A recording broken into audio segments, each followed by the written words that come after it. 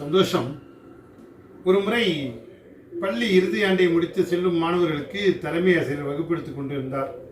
தினந்தோறும் பள்ளியில் நீங்கள் எண்களை வரிசையாக தான் படிப்பீர்கள். 1, 2, 3, 4, 5 என்று படித்துக் கொண்டே இருப்பீர்கள். இன்று மட்டும் அந்த எண்களை மாற்றி படிக்க வேண்டும். உங்கள் வாழ்க்கை தரம் மாறுகிறது. இதுவரை படித்துக் கொண்டிருந்தீர்கள், இனிமேல் வாழ்க்கை என்ற பாடத்தை நீங்கள் படிக்க வேண்டும் என்று தலைமை ஆசிரியர் அறிவுரை கூறினார். அதன் அடிப்படையில் நீங்கள் 5, 4, 3 என்று மாற்றி அந்த எண்களை வரிசைப்படுத்துங்கள் என்று சொன்னார். 5 திங்க் என்ற ஒரு வார்த்தை இருக்கிறது. நீங்கள் சிந்தனை செய்ய வேண்டும், வாழ்க்கையில் ஜெயிக்கக்கூடிய முடியும் என்று சொன்னாரா. 2வது பிளான், 4 வார்த்தைகள் PLAN, 4 திட்டமிட வேண்டும், உங்கள் வாழ்க்கை மாறும் என்று சொன்னாரா.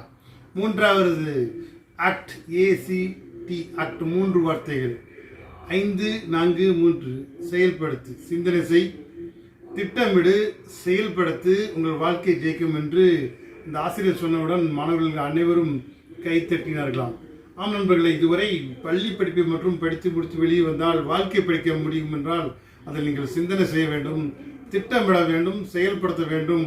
அப்படி செய்தால் உங்கள் வாழ்க்கை உயர்ந்து நிற்கும் என்று சொல்லி அனுப்பினாராம். எல்லோரும் கை கொடுத்து மகிழ்ச்சியோடு விடை பெற்றனர். சந்தோஷம். வாழ்க வளமுடன்.